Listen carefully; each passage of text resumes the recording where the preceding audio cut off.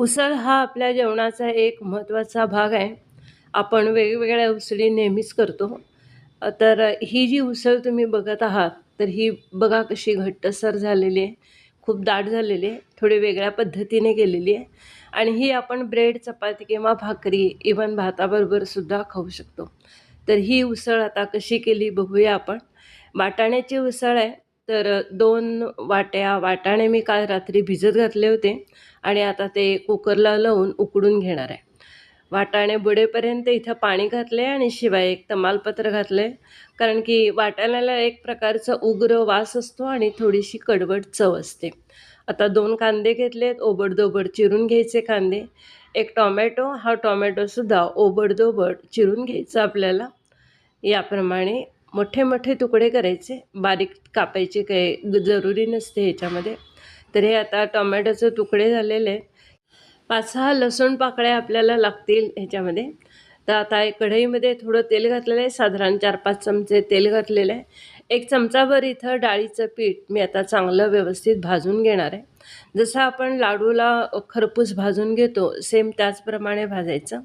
1 चमचा ह्याच्यामध्ये मी धने घातलेले आहेत आणि एकसारखा हलवत राहिलं पाहिजे. आता इथे 1 चमचाभर मी शहाजिरे घातलेले होते आणि 1 चमचाभर साधे जिरेसुद्धा घातले होते. आता ह्याच्यामध्ये कांदा घातलेला आहे आणि तो चांगला व्यवस्थित परतून घेऊया. मऊ वगैरे काय करायची गरज नसते, आता थोडासा परतून घ्यायचा. आता टोमॅटो घातल्यानंतर कांदासुद्धा आपोआपच मऊ होईल. टोमॅटोमध्ये जो रस असतो त्याच्यामुळे आपोआपच कांदासुद्धा मऊ होतो इथे. थोडंसं परतून घ्यायचं इथे आणि आता लसणाच्या पाकळ्यासुद्धा ह्याच्यामध्ये घालून पुन्हा एकदा चांगलं परतून घेऊया. व्यवस्थित सारखं परतलं ना की त्याच्यात मधले जे फ्लेवर आणि त्याच्यामधले जे गुणधर्म आहेत ते ह्याच्यामध्ये उतरतात. 2च मिरी आणि 2च लवंगा मी ह्याच्यामध्ये घातलेले आहेत आणि पुन्हा एकदा आता हे थोडंसं परतून घेत आहे मी. इकडे आता कुकर झाला आहे का बघूया आपण. वाटाणे शिजलेत का बघायचे आहेत आपल्याला. तर आता हे वाटाणे काढून बघूया, व्यवस्थित शिजले आहेत का बघूया इथे. वाटाणे चांगले आता इथे मऊ शिजलेले आहेत. चिमटीमध्ये दाबून धरले आणि ते जर चांगले लगेचच मऊ झाले तर ह्याचा अर्थ चांगले शिजलेले आहेत. हे आता एका बाउलमध्ये काढून घेऊया सगळे वाटाणे आपण. आणि आता थंड झालेला आहे. मगाशी आपण जो मसाला परतलेला होता कांदा टोमॅटोचा, तो थंड झाला आहे. तो आता आपण मिक्सरला फिरवून घेऊया.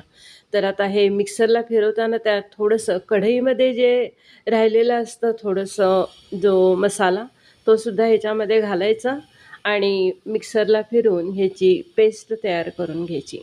आता कढई गरम करत ठेवलेली आहे इथे. ह्याच्यामध्ये थोडीशी मोहरी घालत आहे मी, जिरे थोडेसे घालायचे आणि आता आपण जो बारीक केलेला होता मसाला मगाशी मिक्सरमध्ये फिरवलेला, तो आता आपण ह्याच्यामध्ये घालून चांगला परतायचा. ही जी उसळ आहे, ह्या उसळीचा सगळा फ्लेवर किंवा येणारा रंग, त्याची चव ही सगळी परतण्यावर अवलंबून असते. त्याच्यामुळं खूप परतावं लागतं. आता हे सुद्धा आपल्याला खूप परतायचं आहे. साधारण तेल सुटेपर्यंत आपल्याला परतावं लागतं सारखं. आता हे मी चांगलं व्यवस्थित परतून घेत आहे आणि आता इथे साधारण तेल सुटलेलं आहे बघा. हळद घातली आहे 1 चमचाभर.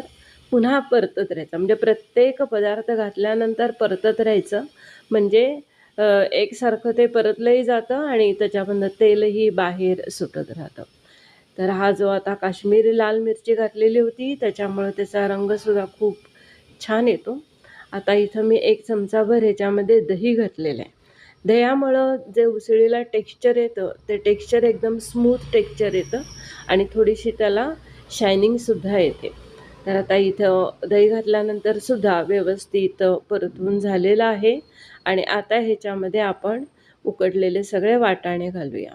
वाटाणे घातल्यानंतर हे तमालपत्र काढून टाका आणि नंतर मग पुन्हा एकदा मिसळून घ्या सगळं व्यवस्थित. ही उकळली गेली पाहिजे उसळ. तोपर्यंत आपल्याला इथे हलवायचं आहे चांगलं व्यवस्थित. रंग बघा लगेचच एकदम मस्त आलेला ह्याला.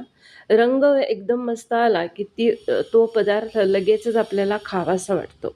म्हणजे माणूस आपण नेहमी पहिल्यांदा डोळ्याने जेवतो. गूळ थोडासा घातलेला होता, पण हा ऑप्शनल आहे. गूळ घातलाच पाहिजे असं काही नाही. पण टोमॅटो जो आंबट असतो त्याला थोडंसं गूळ घातला की त्याची आंबटपणा आहे तो कमी होतो. तर आता इथे पुन्हा एकदा व्यवस्थित हलवून घेतल्यानंतर आता आपल्या आवडीप्रमाणे ह्याच्यामध्ये मीठ घालायचं. 2 चमचे मला मीठ ह्याच्यामध्ये घालावं लागलेलं आहे. हलवून घ्यायचं आणि आता ही उसळ चांगली उकळली पाहिजे. उकळल्यापर्यंत आपल्याला हे बघा इथं आता उसळ लगेच उकळलेलीच दिसते आहे. थोडीशी कोथिंबीर घालूया. कोथिंबीर घातला की पदार्थ एकदम डोळ्याला खूप छान दिसतो. बाऊलमध्ये काढते आहे. अशा बाऊलमध्ये काढले की ओव्हनला लगेचच गरम करायला सोपं जातं. तर ही उसळ आता काढून घेतलेली आहे मी. पूर्ण उसळ काढून घेतल्यानंतर आता आपण ह्याच्यावरती थोडंसं डेकोरेशनसाठी दहीच पातळ केलेलं होतं आणि ते थोडे थोडे थेंब याप्रमाणे घातल्यानंतर थोडंसं एक वेगळं डिझाईन तयार होण्यासाठी याप्रमाणे केलेलं आहे. ही उसळ आम्ही ब्रेडबरोबर खाल्ली होती. कुणी घरात चपातीबरोबर, भाकरीबरोबरसुद्धा खाल्लेली होती. भातामध्ये घालूनसुद्धा खूप छान लागते. मस्त चव आलेली होती. तुम्हीसुद्धा सर्वांनी ही चविष्ट वाटाण्याची उसळ नक्की ट्राय करा friends. Thank you very much.